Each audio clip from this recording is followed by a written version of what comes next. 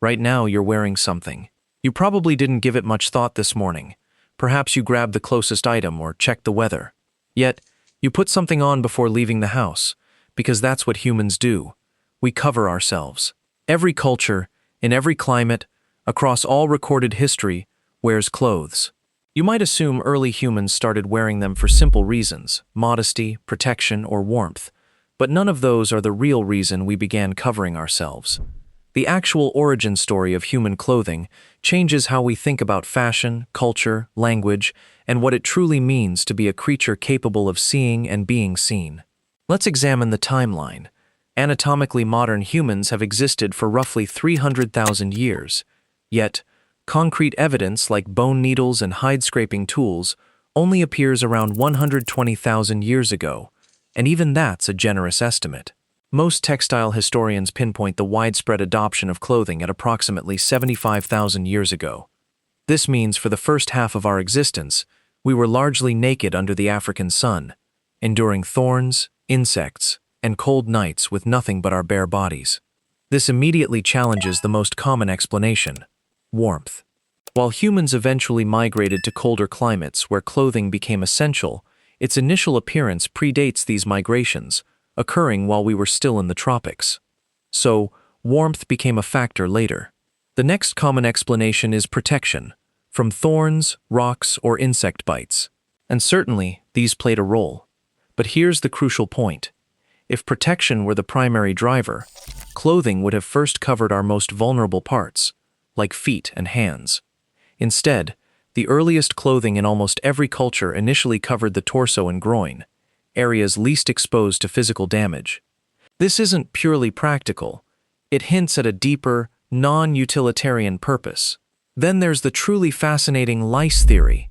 In 2003, geneticists examined something unexpected: lice. Specifically, the evolutionary divergence between head lice and body lice. Head lice inhabit hair, while body lice live in clothing and cannot survive without fabric. By tracing when these two types split, scientists gained a powerful clue about when humans began wearing clothes consistently enough for an entirely new species to evolve and depend on it. The answer: approximately 170,000 years ago. This is the oldest solid biological timestamp we have for clothing, not from an artifact like a bone needle, but from a parasite. It tells us when the behavior was already established, but it still doesn't explain why. The actual origin likely predates even this, rooted in something far deeper than fabric, needles, or even lice. This leads to what researchers are now arguing. Clothing wasn't primarily a practical invention, but a symbolic one. In 2009, archaeologist Ian Gilligan published a detailed analysis suggesting that covering the body isn't just about utility, it reflects a profound form of thinking unique to humans. To wear clothing, you must imagine a future version of yourself, looking at an animal hide, envisioning yourself wearing it later, planning its transformation into something usable, and then executing that plan. This might seem simple, but it's incredibly complex. It demands memory, foresight, and the ability to think about the future, the same cognitive skills we use to keep promises, plan our daily schedules, or worry about events that haven't even occurred. No other animal exhibits this. A chimpanzee doesn't gaze at a leaf and ponder its utility tomorrow. But we did. The moment we began clothing our bodies, we weren't merely protecting skin. We were, for the first time, visibly demonstrating our capacity for forward thinking. Clothing stands as one of the earliest physical artifacts of the modern human mind. Yet, there's an even deeper layer, one often overlooked by evolutionary biologists when this topic arises: shame. Not in the religious sense, but in the neurological sense. The profound awareness of being perceived, the feeling that your body is being observed and evaluated by others.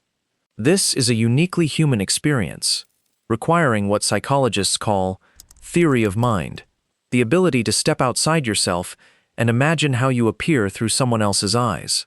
Dogs don't possess this. Crows don't. Even our closest relatives, chimpanzees, show only faint traces. But somewhere in our evolution, humans developed this deeper capacity, the ability to perceive ourselves as others do. And once that cognitive shift occurred, everything changed. Life wasn't solely about survival anymore. It became about how you looked, how you were perceived, and what signals you conveyed to others. From that point onward, clothing transcended mere covering.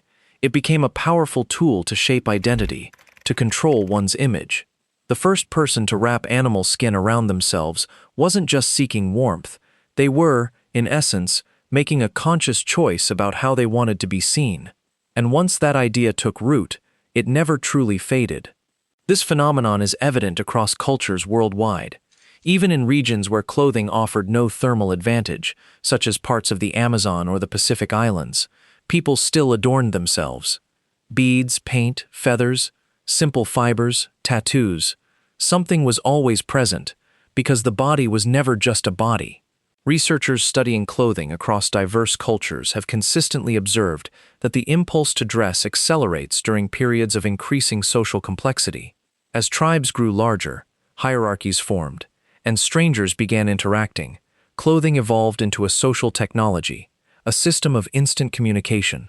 Before a word was spoken, someone's attire conveyed who they were, their group affiliation, whether they were a threat or an ally, and their social standing.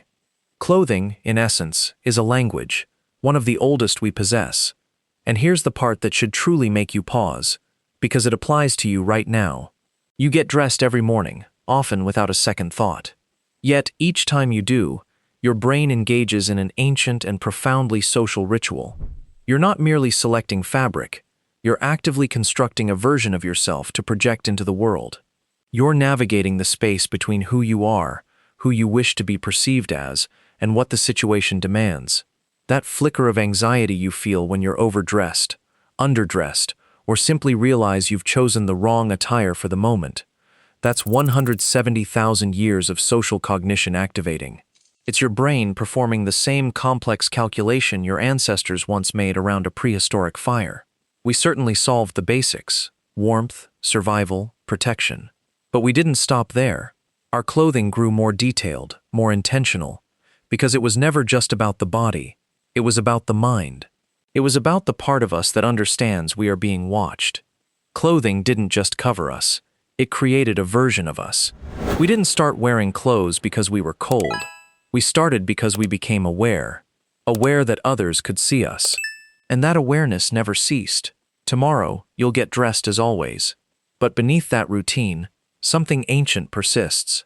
You're not just picking clothes, you're choosing how to be seen, an instinct humanity has carried for millennia.